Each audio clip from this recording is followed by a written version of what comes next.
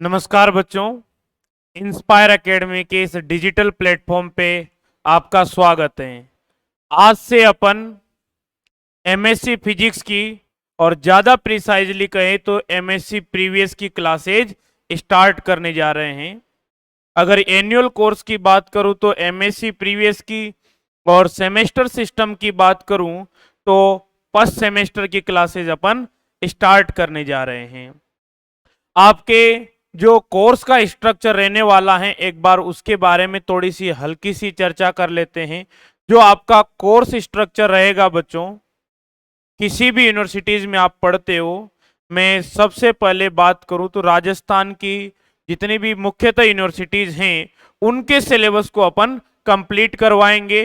और मैं यहाँ पे मेंशन भी कर दूंगा कि कौन कौन सी यूनिट किस प्रकार से करवाई जाएगी।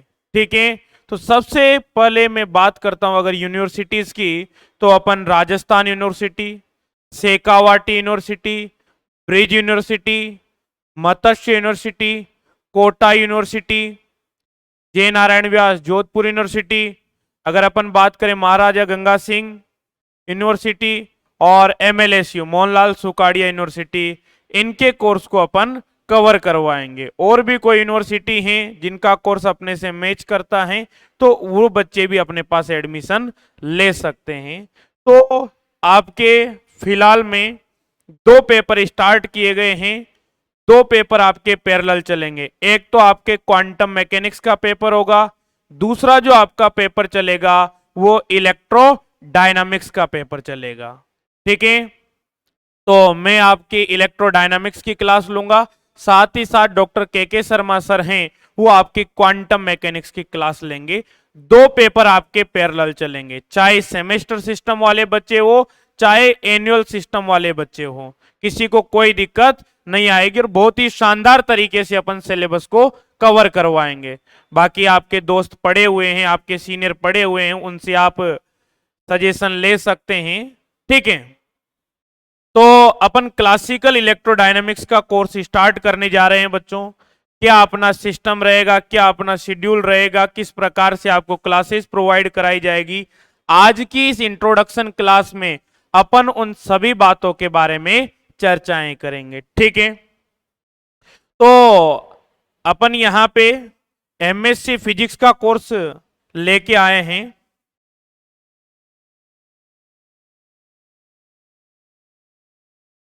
और जैसे अपन बात करें डिपार्टमेंट की, तो वहां पे जो होता है सेमेस्टर सिस्टम चलता है, तो सेमेस्टर सिस्टम वाले बच्चे को भी दिक्कत नहीं आएगी। चाहे राजस्थान यूनिवर्सिटी डिपार्टमेंट की बात हो या अपने जयपुर के अंदर ही बहुत सारे कॉलेजेज ऐसे हैं जिनमें सेमेस्टर सिस्टम में पढ़ाया जाता है, तो बच्चे भी निश्चिंत रहिए। और जितनी भी यूनिवर्सिटीज होती हैं उनके फिजिक्स डिपार्टमेंट जो हैं उनके अंदर सेमेस्टर प्रणाली है, तो वो भी निश्चिंत रहिए, उनका भी सिलेबस कवर करवाया जाएगा। ठीक है, अपना जो कोर्स होगा क्लासिकल इलेक्ट्रोडायनामिक्स के नाम से आपकी बुक है। कुछ यूनिवर्सिटीज में इसको इलेक्ट्रिसिटी एंड मैग्नेटिज्म या इलेक्ट्रोमैग्नेटिक थ्योरी के नाम से भी दिया हुआ है, तो बात एक ही है। ठीक है, इस क्लास में, इस कोर्स में जिन यूनिट्स पे अपन चर्चाएं करेंगे, पहले एक बार उन यूनिट्स के बारे में देख लेते हैं, और भी इनको मैं डिटेल में एक्सप्लेन करता जाऊंगा, कैसे यूनिट का डिवाइडेशन रहता है वो सब मैं आपको बताऊंगा। मेनली जो यूनिट्स के नाम हैं वो मैंने यहां पे लिख दिए हैं। इन 8 यूनिट को अपन डिस्कस करेंगे इस क्लासिकल इलेक्ट्रोडायनामिक्स के कोर्स में। अगर फर्स्ट यूनिट की बात करें तो इलेक्ट्रोस्टैटिक्स को अपन डिस्कस करेंगे। जो सेकंड यूनिट है वो multipoles comma electrostatics of macroscopic media dielectrics, ये आपकी सेकंड यूनिट रहने वाली है। थर्ड यूनिट आपकी मैग्नेटोस्टैटिक्स रहेगी। और फोर्थ यूनिट की बात करें तो टाइम वेयरिंग फील्ड्स रहेगी। फिफ्थ यूनिट की बात करें तो plane electromagnetic waves and wave equation है आपके। सिक्स जो यूनिट है magneto hydrodynamics and plasma physics के बारे में है। और सेवंथ जो यूनिट है बच्चों वो covariant form of electrodynamic equation and radiation by moving charges. ठीक है, और 8 जो आपकी यूनिट है रेडिएशन डैम्पिंग। ये अपना कोर्स स्ट्रक्चर रहेगा, इन यूनिट्स को अपन कंप्लीट पढ़ाएंगे। जो रेफरेंस बुक रहेगी अपनी क्लासिकल इलेक्ट्रोडायनेमिक्स पढ़ाने के दौरान, वो रहेगी डेविड जे ग्रिफिथ और जेडी जैक्सन, ठीक है। और आपको कोई दिक्कत नहीं आएगी, बहुत ही सिंप्लीफाइड वे में बड़े से बड़े डेरिवेशन आपको इजी वे में करवा दिए जाएंगे। आप 5-10 क्लास यूट्यूब पे लेके देखेंगे तो आपको वो पता लग जाएगा, ठीक है। अब होता क्या है बच्चों की, हर यूनिवर्सिटीज में थोड़ा क्या होता है, यूनिट का डिवाइडेशन, कोई पहली यूनिट में कोई दूसरी यूनिट में, इस प्रकार से टॉपिक्स दिए हुए होते हैं। वो निश्चिंत रहे, टॉपिक ओवरऑल यही है, ठीक है। यहां पे अपन बात करते हैं तो राजस्थान यूनिवर्सिटी की सबसे पहले अगर मैं बात करूं बच्चों, तो जो पहली 4 यूनिट हैं, इन पहली 4 यूनिट को मिला के राजस्थान यूनिवर्सिटी ने सेक्शन ए बनाया हुआ है, ठीक है। और जो लास्ट 4 यूनिट हैं, इनको मिला के सेक्शन बी बनाया हुआ है, अगर मैं एनुअल कोर्स की बात करता हूं, ठीक है। और आपका जो पेपर पैटर्न होता है, थोड़ा सा एनुअल वाले बच्चों के लिए डिस्कस कर लेता हूं। आपके जो पेपर होगा क्लासिकल इलेक्ट्रोडायनेमिक्स का, वो 100 मार्क्स का होगा। जो मार्क्स होंगे आपके, वो 100 मार्क्स का पेपर होगा, ठीक है। और आपके 10 क्वेश्चन पूछे जाएंगे। इसमें से सेक्शन ए में 5 क्वेश्चन आएंगे बच्चों, और सेक्शन बी में भी 5 क्वेश्चन पूछे जाएंगे। किसी भी एक सेक्शन से आप मैक्सिमम 3 ही क्वेश्चन अटेम्प्ट कर सकते हैं, ठीक है। तो अगर आपने सेक्शन ए से 3 क्वेश्चन अटेम्प्ट कर लिए बच्चों, तो सेक्शन बी से आपको 2 क्वेश्चन अटेम्प्ट करने पड़ेंगे, ठीक है। और सेक्शन बी से अगर आपने 3 क्वेश्चन अटेम्प्ट कर लिए, तो सेक्शन ए से आपको 2 क्वेश्चन अटेम्प्ट करने पड़ेंगे। ये राजस्थान यूनिवर्सिटी की एनुअल स्कीम रहती है। 4 पेपर आपके चलते हैं। अगर एनुअल स्कीम की बात करूं, पहला पेपर चलता है आपका classical mechanics and mathematical physics, second paper जो आपका है क्लासिकल इलेक्ट्रोडायनामिक्स, और थर्ड पेपर आपका है quantum mechanics and atomic and molecular physics, और लास्ट पेपर है आपका फोर्थ पेपर, वो electronics common numerical analysis and computer programming. ये आपके 4 पेपर चलते हैं। चारों का जो कोर्स स्ट्रक्चर होता है वो सेक्शन ए और सेक्शन बी के फॉर्मेट में ही होता है। हालांकि के सर की क्लास में ये पेपर पैटर्न उन्होंने भी बताया हुआ है आप लोगों को, तो दिक्कत की कोई यहाँ पे बात होनी नहीं चाहिए, ठीक है। 100 मार्क्स के आपके 4 पेपर होंगे, तो टोटल 400 मार्क्स के तो आपके थ्योरी के पेपर होंगे, और 200 मार्क्स का आपका प्रैक्टिकल होगा। तो एमएससी प्रीवियस की अगर मैं बात करूं, तो 600 मार्क्स का आपका सिस्टम रहने वाला है, ठीक है। 400 मार्क्स आपके थ्योरी के रहेंगे और 200 मार्क्स आपके प्रैक्टिकल के रहेंगे, ठीक है। सेक्शन ए में 5 क्वेश्चन आएंगे इन 4 यूनिट से, सेक्शन बी में इन सेक्शन बी की 4 यूनिट से 5 क्वेश्चन पूछे जाएंगे, ठीक है। और प्रत्येक क्वेश्चन 20 नंबर का आता है। ये अपने राजस्थान यूनिवर्सिटी का पैटर्न होता है, और बाकी यूनिवर्सिटीज का थोड़ा बहुत हल्का फुल्का डिफरेंट होता है, बाकी सिलेबस यही होता है। तो निश्चिंत रहिए, आज से अपन पढ़ाई स्टार्ट कर देते हैं, ठीक है। तो करें भाई स्टार्ट। तो बच्चों सबसे पहले आज अपन स्टार्ट करेंगे इलेक्ट्रोस्टैटिक्स। अपन यूनिट फर्स्ट स्टार्ट करने जा रहे हैं।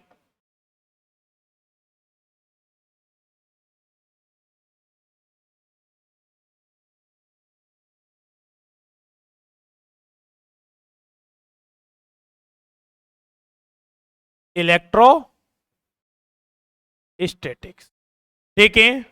थोड़ा सा इलेक्ट्रोस्टैटिक्स स्टार्ट करने से पहले अपन ईडी के बारे में चर्चा कर लेते, इलेक्ट्रोडायनामिक्स के बारे में चर्चा कर लेते। 2-5 मिनट में लूंगा, जिससे क्या होगा, कोर्स का एक माइंड मेकअप हो जाएगा आपका, फिर अपन पढ़ाना स्टार्ट करेंगे। तो बच्चों अगर अपन बात करते हैं फिजिक्स की, तो क्लास 6 या 7 से ही आप फिजिक्स पढ़ना प्रारंभ कर देते हैं। और सबसे पहले अगर अपन फिजिक्स की बात करते हैं, तो अपन ने सबसे पहले जो पढ़ा है पार्टिकल की मोशन के बारे में पढ़ा है, वेलोसिटीज के बारे में पढ़ा है। तो ये मैकेनिक्स वाला अपना पोर्शन होता है। ठीक उसी टाइम पीरियड के दौरान आपके चार्जेज के बारे में भी आपने पढ़ा होगा।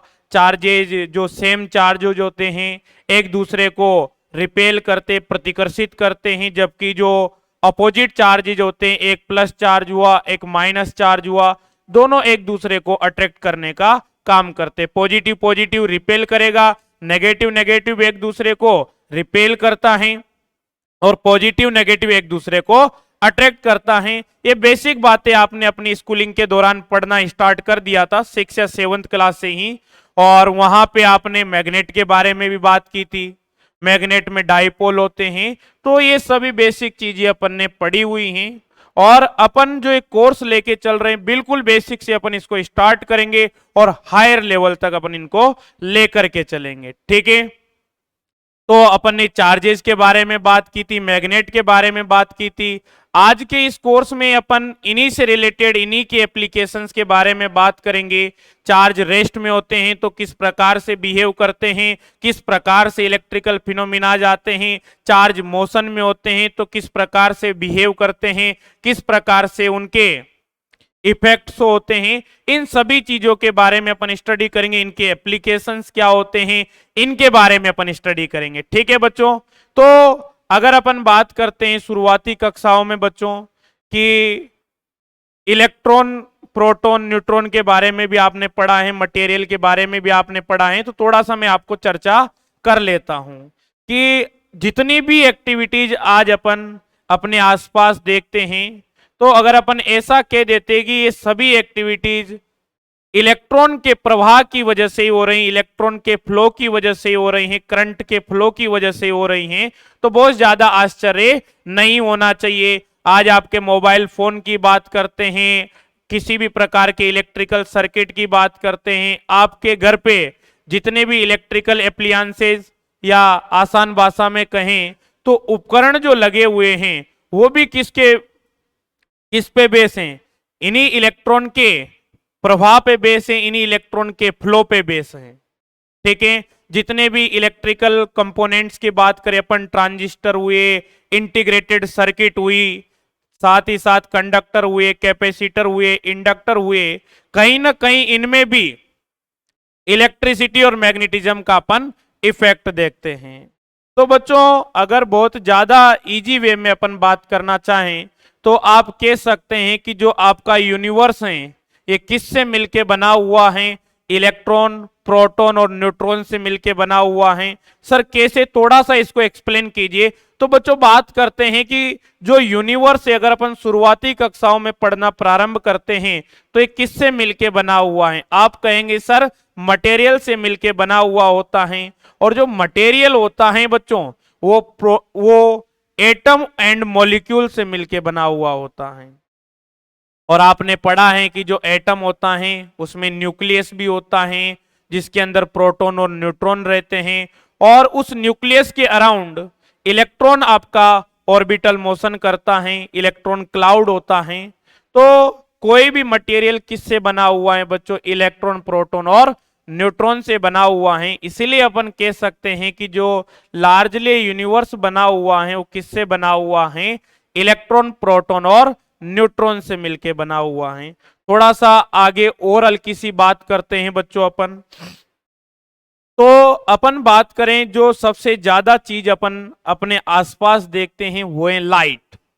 तो लाइट का भी जो फॉर्मेशन होता है आपने पढ़ा है ग्रेजुएशन के अंदर कि जो लाइट होता है वो कॉम्बिनेशन होता है electric field and magnetic field का। तो वहां पे भी कहीं ना कहीं से अपन इलेक्ट्रिसिटी और मैग्नेटिज्म की ही बात कर रहे हैं, ठीक है। आज मेरे हाथ में मैंने पेन पकड़ रखा है, तो ये पेन मेरे हाथ में बना हुआ है, इसमें भी कहीं ना कहीं से अपन इलेक्ट्रिसिटी और मैग्नेटिज्म के इफेक्ट को ही देखते हैं। सर किस प्रकार से देखते हैं बच्चों, अगर इस पेन की बात करूं तो यहाँ पे इलेक्ट्रॉन भी हैं, प्रोटॉन भी, और मान लेते हैं ये न्यूट्रल पार्टिकल हैं, जितने नंबर ऑफ इलेक्ट्रॉन हैं उतने नंबर ऑफ इसमें प्रोटॉन हैं, तो ये न्यूट्रल स्टेट में है। अब इसकी सरफेसेस पे भी चार्जेज होंगे, जो मेरा हैंड है, जो मेरी फिंगर्स है, मेरी स्किन है, इस पे भी चार्जेज होंगे, और इन चार्जेज के इंटरेक्शन की वजह से ही यहाँ पे कोई ना कोई फोर्स जनरेट हो रहा होगा जिसकी वजह से मैं इसे पकड़ पा रहा हूं, मैं खड़ा हूं। इसके लिए भी कहीं ना कहीं अपने इलेक्ट्रोमैग्नेटिक इंटरेक्शन ही रेस्पॉन्सिबल है। मैं पानी पी पा रहा हूं, इसके लिए भी इलेक्ट्रोमैग्नेटिक इंटरेक्शन ही रेस्पॉन्सिबल है। किसी टेबल पे बुक रखी हुई है, बहुत ज्यादा एग्जाम्पल पढ़ते हैं आप, तो किस वजह से रखी हुई है, वहां पे भी कहीं ना कहीं से इलेक्ट्रोमैग्नेटिक इंटरेक्शन ही आ रहा है। तो अपन कह सकते हैं कि जितने भी प्रकार के कॉन्टेक्ट फोर्स होते हैं ये क्या होते हैं बच्चों, इलेक्ट्रोमैग्नेटिक इंटरेक्शन की वजह से ही प्रोड्यूस होते हैं। ठीक है, तो आप जब अपन आगे इस कोर्स में बढ़ेंगे बच्चों, तो अपन चार्ज जब रेस्ट में होगा उसके इफेक्ट की भी बात करेंगे, चार्ज जब मोशन में होगा उसके इफेक्ट की भी बात करेंगे। तो बच्चों जब चार्ज रेस्ट में होता है, ध्यान से सुनिएगा, चार्ज जब रेस्ट में होता है तो वो एक प्रकार का फील्ड प्रोड्यूस करता है, जब चार्ज मोशन में होता है तो वो एक प्रकार का फील्ड प्रोड्यूस करता है। तो कह सकते हैं कि बच्चों कि charge at rest, charge in motion, दोनों क्या कर रहे हैं, फील्ड के लिए सोर्स का काम कर रहे हैं। तो अपन ने यहाँ पे एक नई फिजिकल एंटिटी के बारे में अपन जिक्र कर रहे हैं पिछले 2-3 मिनट से, वो है यहाँ पे फील्ड, इलेक्ट्रिक फील्ड हुआ, मैग्नेटिक फील्ड हुआ। तो अगर अपन लार्जली बोले बच्चों तो यूनिवर्स किससे बना है, ये फील्ड से बना है। ये यूनिवर्स किससे बना है, इलेक्ट्रॉन, प्रोटॉन और न्यूट्रॉन से बना है। तो लार्जली अपन कह सकते हैं कि जो यूनिवर्स बना हुआ है इलेक्ट्रॉन, प्रोटॉन, न्यूट्रॉन और फील्ड से मिलके बना हुआ है। बहुत सारे अपन यहाँ पे डेरिवेशन देखेंगे, बहुत ही इंपॉर्टेंट कोर्स हैं और बहुत ही बढ़िया और इंटरेस्टिंग कोर्स हैं। यहाँ पे अपन डेरिवेशंस तो करेंगे ही करेंगे, आपके एग्जाम में न्यूमेरिकल्स भी आते हैं तो अपन न्यूमेरिकल्स भी यहाँ पे करेंगे। और बच्चों कंप्लीट सिलेबस को डिटेल से एनालिसिस करेंगे। ऐसा नहीं है कि 5 साल के सोल्ड पेपर आपको करा दिए, ठीक है एमएससी हो गया। एमएससी करने का जो आपका पर्पज है कि आपकी सब्जेक्ट की नॉलेज इंप्रूव होनी चाहिए, उसके लिए अपन वर्क करेंगे। और जो आपके सिलेबस में टॉपिक मेंशन है 1 बाय 1 उनको कंप्लीट और डिटेल के साथ अपन यहां पे डिस्कस करेंगे। और समझ में आपको प्रत्येक चीज बहुत शानदार तरीके से आएगी, वो हमारी रिस्पॉन्सिबिलिटी है। और बहुत बेसिक से पढ़ाएंगे आप लोगों के साथ। मैंने अभी कुछ देर 5 से 7 मिनट चर्चाएं की थी इलेक्ट्रिसिटी और मैग्नेटिज्म की। कुछ बच्चों को इन चीजों के बारे में ज्ञान होगा भी से, कुछ को नहीं भी होगा, तो कोई फर्क नहीं पड़ता है। जनरल इंट्रोडक्शन था, मैंने आप लोगों के साथ चर्चा की। अगर आप लोगों को पहले से नॉलेज थी तो बहुत अच्छी बात है, नहीं थी तो कोई दिक्कत नहीं है। अपन पढ़ने के दौरान इसी तरीके से आगे बढ़ेंगे और प्रत्येक टॉपिक पे आपकी इसी प्रकार से नॉलेज इंप्रूव करते हुए चलेंगे। जनरल इंट्रोडक्शन था वो इसलिए दिया था क्योंकि 11th 12th और ग्रेजुएशन में आप पढ़ के आए हैं, तो बेसिक आप इलेक्ट्रोडायनामिक्स के बारे में जानते होंगे। और नहीं भी जानते तो कोई दिक्कत नहीं, अब आप जान गए हैं। धीरे धीरे जो मैंने बातें की हैं, इंटरेक्शन की बातें मैंने की हैं, कोर्स पढ़ने के दौरान आपको बहुत शानदार तरीके से समझ में आती जाएगी। ठीक है, तो अब समय को जाया न करते हुए सीधा कोर्स को स्टार्ट करते हैं। यूनिट फर्स्ट हेडिंग डालेंगे और लिखेंगे इलेक्ट्रोस्टैटिक्स। बहुत ही इंपॉर्टेंट पार्ट है बच्चों,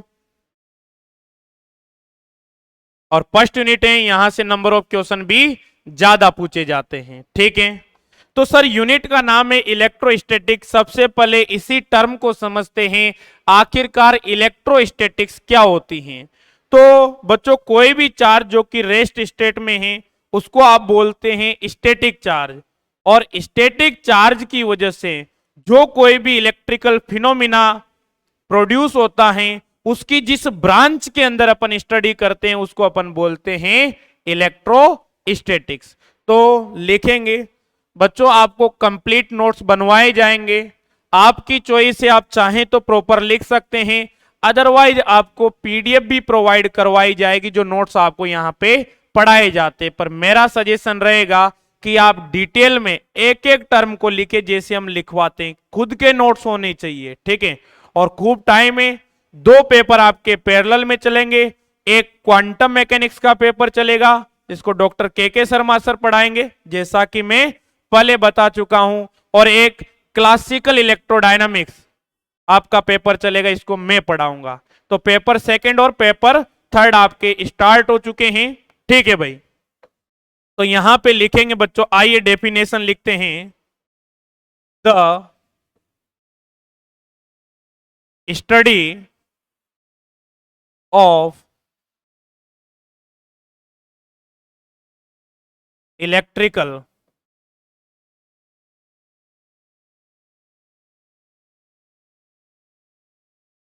ड्यू टू स्टैटिक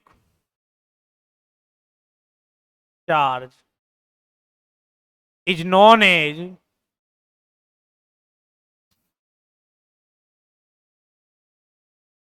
इलेक्ट्रोस्टैटिक्स। और किसी बच्चे को स्टैटिक चार्ज का मतलब पता नहीं है तो अपनी जो नोटबुक होती है उसके ऊपर हेडर होता है, वहां पे स्टैटिक चार्ज का मतलब लिख देंगे चार्ज एट रेस्ट। ठीक है। अब बच्चों सबसे इंपॉर्टेंट थिंग है कि सर आखिरकार चार्ज क्या होता है, इसके बारे में समझते हैं। बच्चों जो चार्ज होता है किसी भी मैटर की इंट्रिंसिक प्रॉपर्टी होता है, नेज गुणधर्म होता है। ठीक है। चार्ज के बारे में आप लोगों ने बहुत बेसिक से 11th क्लास में या बहुत पहले ही आप पढ़ना स्टार्ट कर देते हैं। तो जो चार्ज होता है बच्चों कंजर्व क्वांटिटी होता है, आप लोगों ने पढ़ा होगा। It neither be created nor be destroyed, ना तो इसको उत्पन्न किया जा सकता है ना ही इसको नष्ट किया जा सकता है, केवल एक फॉर्म से इसको दूसरे फॉर्म में कन्वर्ट किया जा सकता है। आप लोगों ने अपनी स्कूलिंग के दौरान यह भी पढ़ा होगा कि चार्ज जो होता है क्वांटाइज्ड क्वांटिटी होता है, मतलब ई के इंटीजर मल्टीपल की फॉर्म में लिखा जाता है। तो बिल्कुल बेसिक से स्टार्ट कर रहे हैं। अब बताइए अपन जो आप पढ़ चुके हैं अपनी ग्रेजुएशन और स्कूलिंग के दौरान उसको भी डिस्कस करेंगे। मतलब यहां पे एमएससी में फिजिक्स पढ़ने का मतलब है आपकी जो ओवरऑल फिजिक्स हैं, जो आपके सिलेबस में मेंशन इससे रिलेटेड जितने भी टर्म्स है इनको ग्रेट डिटेल में डिस्कस करना, ताकि इस स्टेज पे आके जब अपनी एमएससी कंप्लीट हो तो अपने को एक सम्मान की निगाहों से देखा जाए। जहां कहीं भी आप वर्क करें फिजिक्स के फील्ड में तो आपका लेवल होना चाहिए। ठीक है। तो हेडिंग डालते हैं यहां पे चार्ज और लिखते हैं बच्चों इसमें पहला पॉइंट लिखते हैं charge is the intrinsic property of matter.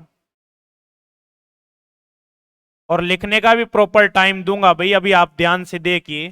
Charge is the intrinsic property of matter. Second point लिखेंगे चार्ज इज, चार्ज जो होता है बच्चों संरक्षित राशि होता है। Charge is conserved quantity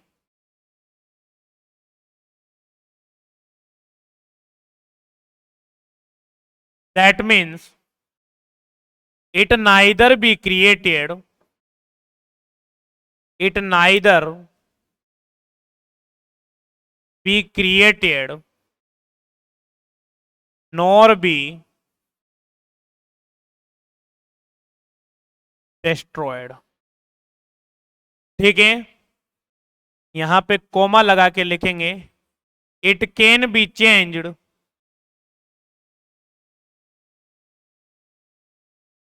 it can be changed from one form to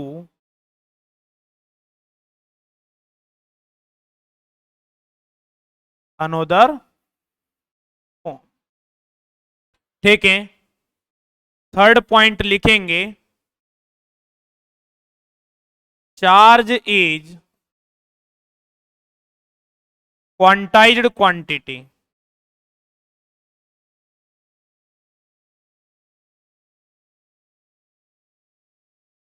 charge is quantize quantity. सभी ध्यान से देखिएगा, लिखने के लिए मैं समय दूंगा, आप निश्चिंत रहिए। भाई कोई भी मटेरियल हुआ बच्चों, थोड़ी देर पहले अपन ने जिक्र किया था कि सर उसके अंदर प्रोटॉन भी होंगे इलेक्ट्रॉन भी होंगे। न्यूट्रॉन तो चार्जलेस होता है आप जानते हैं, तो जब भी चार्ज की बात की जाएगी तो न्यूट्रॉन की बात अपन करेंगे नहीं, केवल और केवल अपन इलेक्ट्रॉन की बात करेंगे और साथ ही साथ अपन प्रोटॉन की बात करेंगे। बच्चों कोई भी मटेरियल होता है उसमें इलेक्ट्रॉन होगा, साथ ही साथ उसमें प्रोटॉन होगा।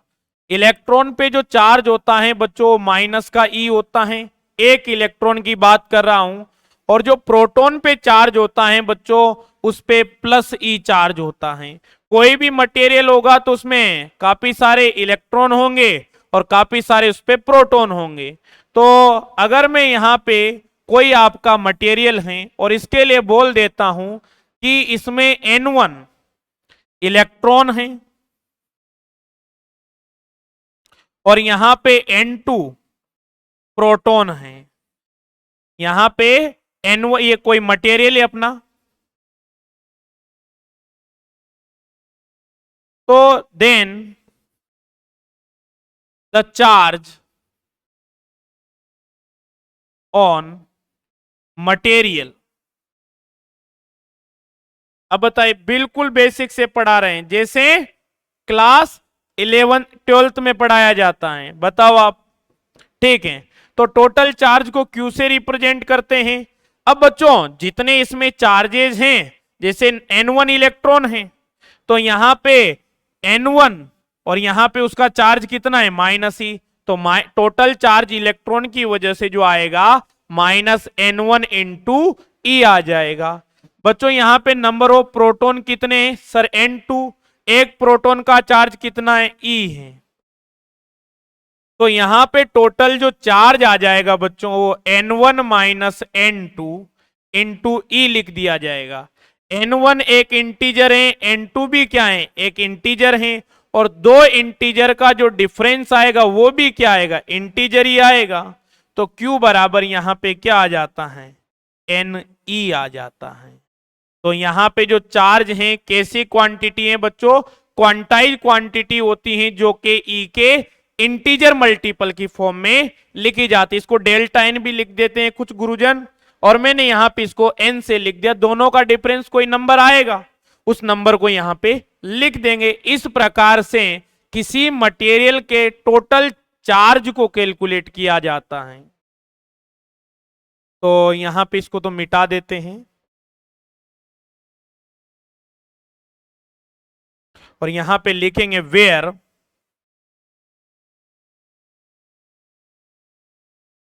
n is integer. ओके,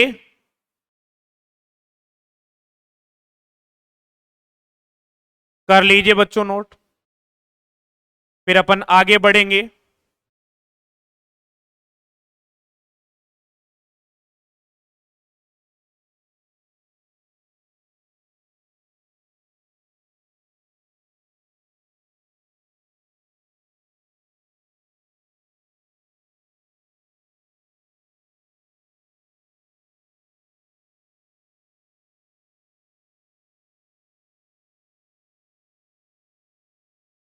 आराम से कर लीजिए नोट, और कोई भी पॉइंट समझ में नहीं आता है तो एक क्लास आपके YouTube पे प्रोवाइड कराई जाएगी, तो वहां पे जब आप देखेंगे तो कमेंट करके पूछ भी सकते हैं और कॉल करके भी आप पूछ सकते हैं, ठीक है।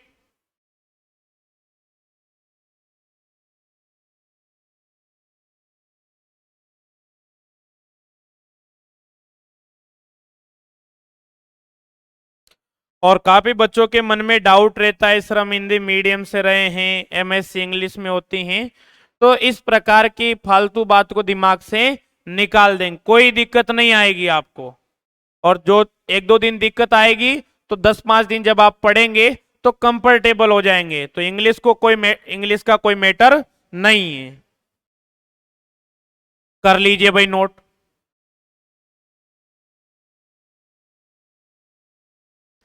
तो ये तो अपने समझ में आ गया कि सर चार्ज क्वांटाइज क्वांटिटी होता है। आपने पढ़ा होगा सर चार्ज का डिस्ट्रीब्यूशन कंटिन्यूअस भी होता है, साथ ही साथ डिस्क्रीट भी होता है, तो उसके बारे में भी अपन स्टडी स्टार्ट करते हैं, ठीक है। तो यहां पे हेडिंग डालिए डिस्ट्रीब्यूशन ऑफ चार्जेस। तो टू टाइप का चार्ज का डिस्ट्रीब्यूशन होता है, तो यहां पे लिखेंगे there is two type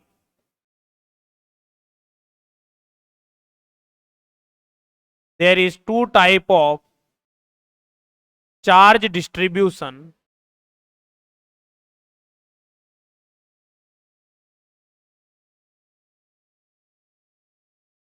One is discrete charge distribution,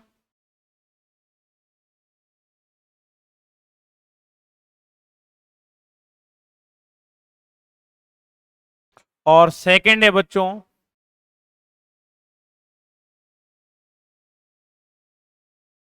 continuous charge distribution.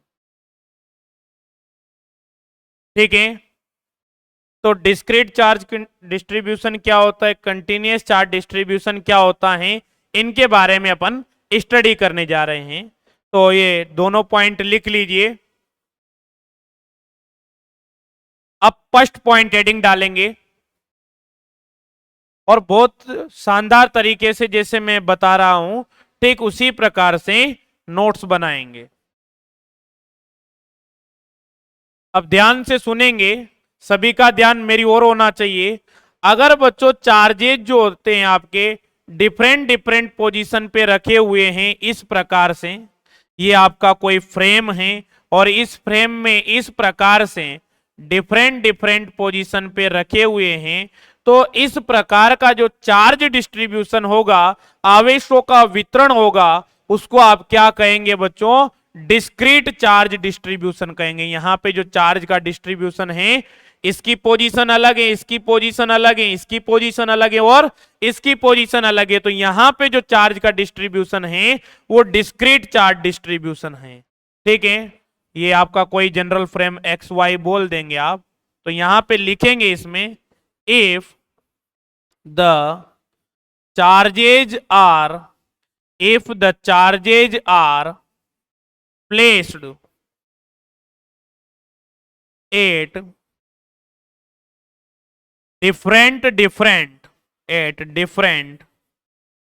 different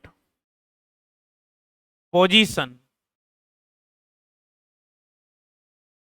then the charge distribution, comma is known as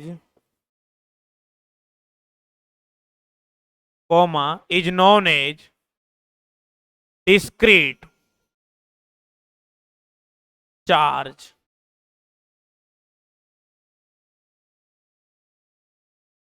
distribution। Okay, और ये डायग्राम बना लेंगे आप। यहां पे Q1 चार्ज हो गया, ये अपना Q2 चार्ज हो गया, ये अपना Q3 चार्ज हो गया और ये अपना Q4 चार्ज हो गया। तो बना लीजिए डायग्राम, लिख लीजिए। इस प्रकार के चार्ज डिस्ट्रीब्यूशन को अपन डिस्क्रीट चार्ज डिस्ट्रीब्यूशन कहते हैं। ठीक है बच्चों, और फिर अपन पढ़ेंगे सेकंड कंटिन्यूअस चार्ज डिस्ट्रीब्यूशन, जो कि बेहद ज्यादा इंपॉर्टेंट है।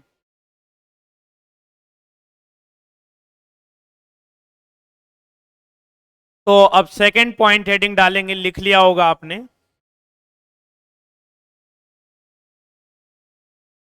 ठीक है, तो यहां पे लिखिए कंटिन्यूअस चार्ज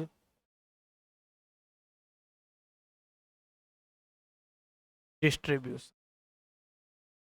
अब बच्चों पहले इसको समझेंगे, फिर स्टेप बाय स्टेप में आपको नोट करवा दूंगा। पहले ध्यान से समझेंगे और कभी दिक्कत नहीं आएगी। किसी बच्चे ने अब तक पढ़ा है या नहीं पढ़ा, वो अब ध्यान से पढ़िएगा। ठीक है, अब यहां पे तीन प्रकार का चार्ज डिस्ट्रीब्यूशन देखते हैं बच्चों। अगर यहां पे ध्यान से देखें, इस प्रकार से कोई लाइन है और इस लाइन पे मैं बहुत ज्यादा चार्जेस रख देता हूं बच्चों, इस प्रकार से।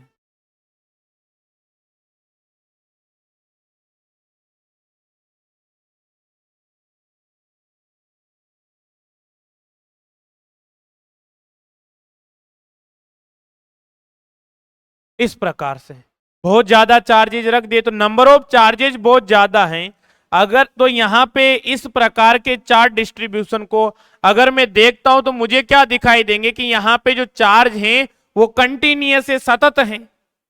भाई यहां पे मैं चार्जेस को क्या नहीं कर सकता, डिस्टिंग्विश नहीं कर सकता। मेरी फर्स्ट डेफिनेशन है वो क्या कहती है कि अगर चार्जेस जो हैं डिफरेंट डिफरेंट पोजीशन पे हैं तो आप क्या कहेंगे, डिस्क्रीट चार्ज डिस्ट्रीब्यूशन कहेंगे या डिस्क्रीट चार्ज कॉन्फ़िगरेशन कहेंगे। बट यहां पे बहुत ज्यादा चार्जेज हैं तो यहां पे आप ये नहीं बता सकते हैं कि चार्जेस डिफरेंट डिफरेंट पोजीशन पे रखे हुए हैं। और यहां पे अपन माइक्रोस्कोपिक लेवल की बात नहीं करते हैं, मैक्रोस्कोपिक लेवल की ही बात करते हैं। ऐसा नहीं कि माइक्रोस्कोप लेके सर इनके बीच में डिस्टिंग्विश कर रहे हैं, तो वो चर्चाएं अपन यहां पे नहीं करेंगे।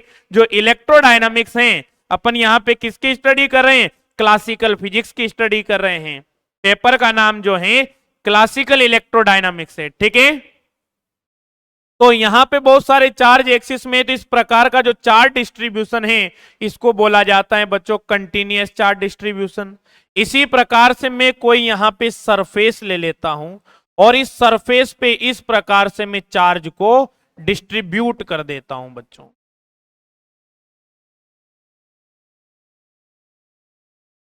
तो सरफेस पे आपने चार्ज को डिस्ट्रीब्यूट कर दिया।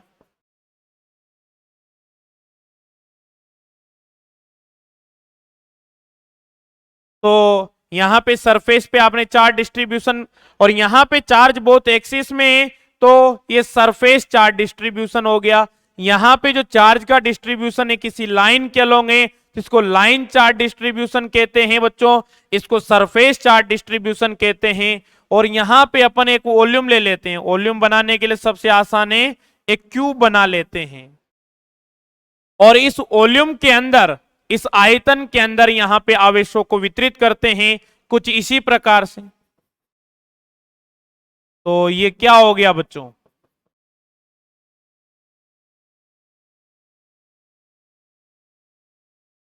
Volume charge distribution.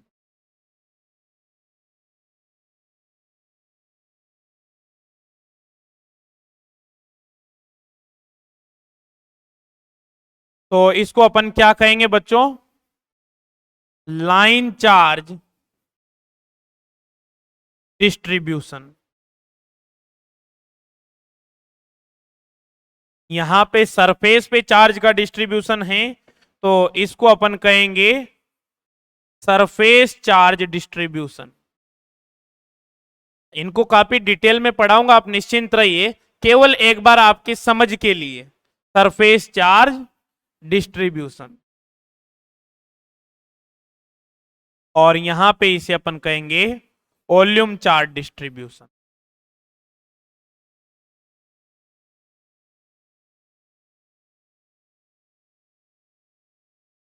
Volume charge distribution. अब अपन वन बाय वन को स्टडी करेंगे। तो सबसे पहले कंटिन्यूअस चार्ज को डिस्ट्रीब्यूशन का हेडिंग बनाएंगे और उसमें तीनों डायग्राम बना लेंगे, ठीक है। अब वन बाय वन स्टडी करेंगे कि लाइन चार्ज डिस्ट्रीब्यूशन को कैसे यूज करते हैं अपन, कैसे लाइन चार्ज डिस्ट्रीब्यूशन के लिए कैलकुलेशन की जाती है, यहां पे अपन चार्ज कैसे कैलकुलेट करेंगे, उन सभी चीजों के बारे में अपन स्टडी करेंगे, ठीक है। बना लीजिए डायग्राम।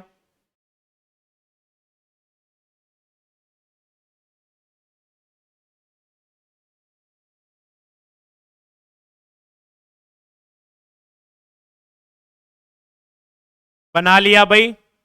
अब फर्स्ट पॉइंट हेडिंग डालेंगे, line charge distribution.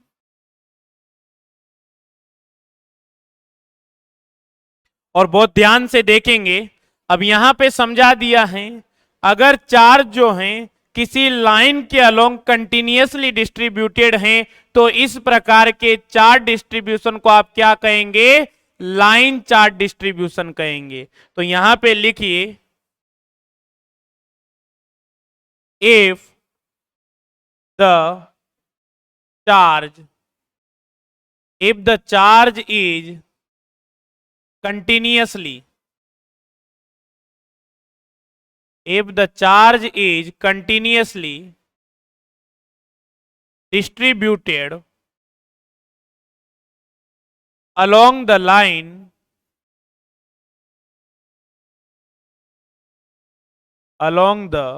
line comma, then the charge distribution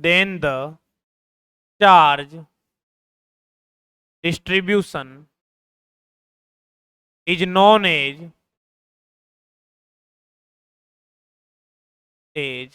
line charge distribution.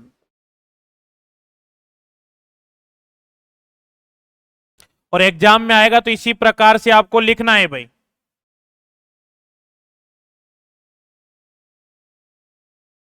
Okay, अब यहां पे क्या करते हैं बच्चों, इस प्रकार से एक फ्रेम बनाते हैं और यहां से इस प्रकार से अपन ने एक लाइन बना दी और इस लाइन पे अपन चार्ज डिस्ट्रीब्यूट करवा देते हैं।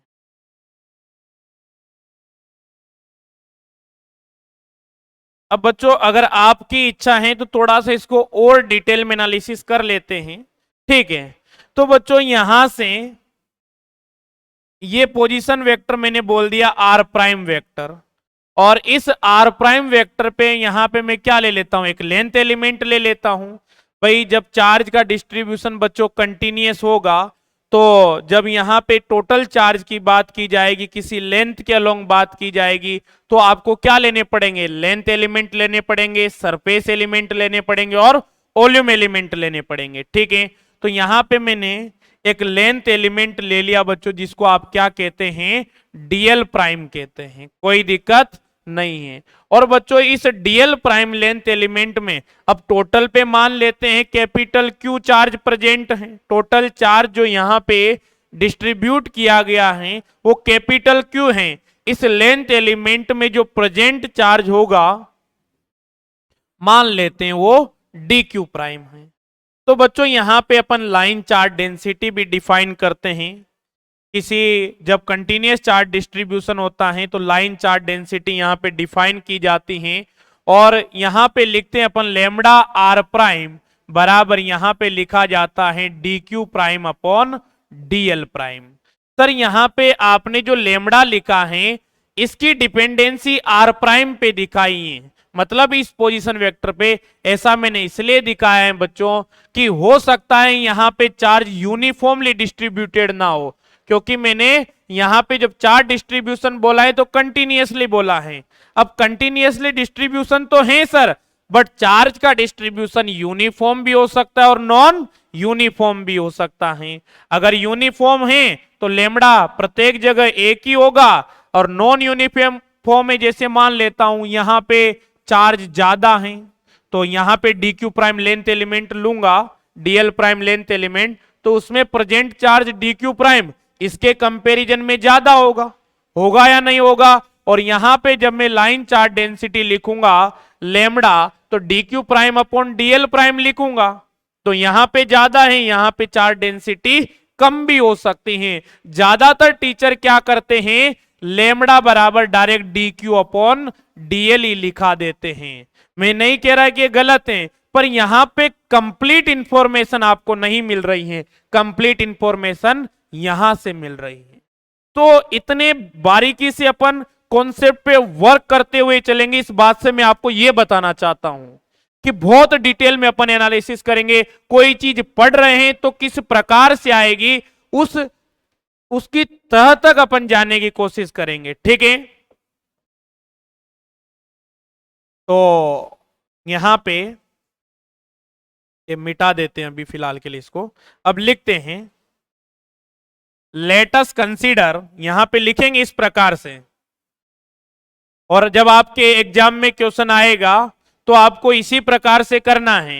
आपसे कहा जाएगा write down the chart distribution, तो आपको फिर वहां पे डिस्क्रीट चार्ट डिस्ट्रीब्यूशन भी बनाना पड़ेगा और कंटिन्यूअस चार्ट डिस्ट्रीब्यूशन को डिटेल में समझाना भी पड़ेगा, ठीक है। 5 नंबर में क्वेश्चन आ सकता है, क्योंकि 20 नंबर का जब प्रश्न पूछा जाता है तो वहां पे फिर क्या होता है, एक 15 नंबर का पूछ ले, एक 5 नंबर का पूछ ले, जरूरी नहीं यही पूछा जाए। पर प्रत्येक टॉपिक को किस प्रकार से पूछा जा सकता है इस क्लास में अपन उसका भी स्टडी करेंगे।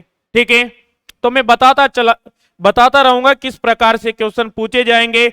और आपको एक इंपॉर्टेंट थिंग और बता देता हूं, मैं आपको मॉडल क्वेश्चन पेपर भी दूंगा कि इस प्रकार से इस यूनिट से अब तक क्वेश्चन पूछे गए हैं। ठीक है, तो आपको आइडिया रहेगा कैसे क्वेश्चन आएंगे। और पिछले 10-15 साल के मैं आपको क्वेश्चन पेपर प्रोवाइड करवा दूंगा, आप निश्चिंत रहिए। ठीक है, जिससे आपको आइडिया हो जाएगा कि आपके एग्जाम में आपको क्वेश्चन कैसे पूछा जाएगा और लिखना कैसे है। ठीक है, तो यहां पे let's consider the charge q the charge q is distributed along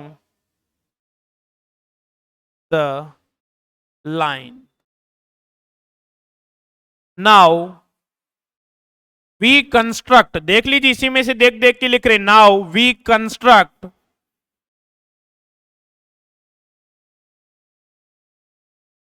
a length element dl prime 8 position r prime 8 position r prime and the charge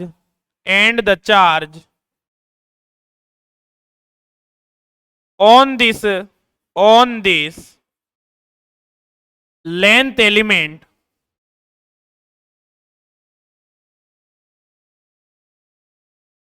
is dq prime. Then the line charge density,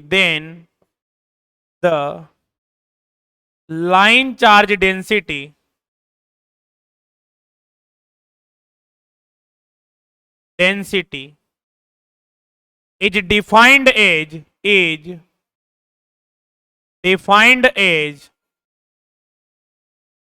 lambda r prime is equals to dq prime upon dl prime। ये बच्चों अपन ने differential form में लिख दी। ठीक है, तो इस प्रकार से आप लिख देते, that is our equation number 1।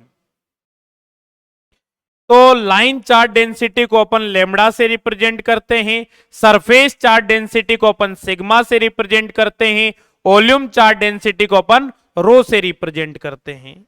अगर यहां पे आप लिखना चाहें तो इसको तो ऐसे लिख दिया है। ठीक है, आगे चलते हैं, अभी लिखवा दूंगा यहां पे। ठीक है, पहले इसको लिख देते हैं। नाउ द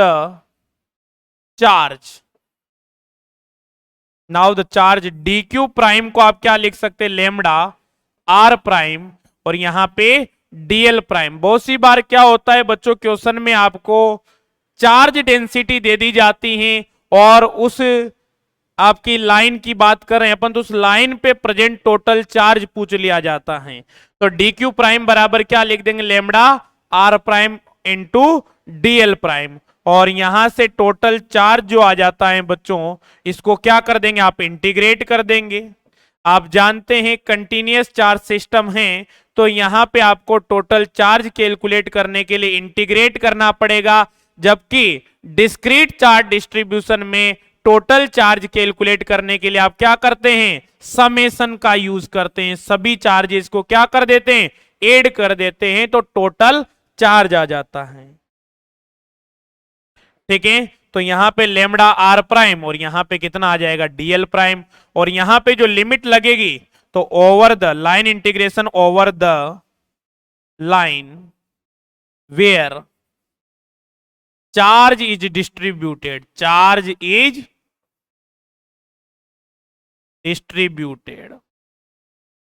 ठीक है, ये अपना सेकंड पॉइंट हो गया। तो यहां तक का अपन नोट करेंगे, पहले लिख लीजिए भाई और स्टेप बाय स्टेप नोट कर लीजिए। ठीक है,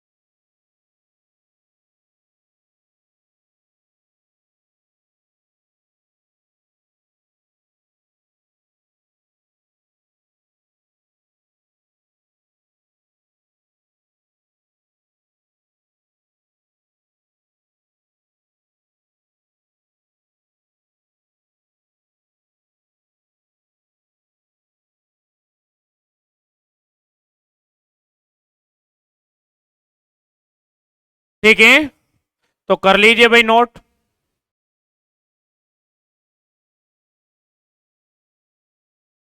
और बाकी अपन नेक्स्ट क्लास में पढ़ेंगे। ठीक है, राधे राधे।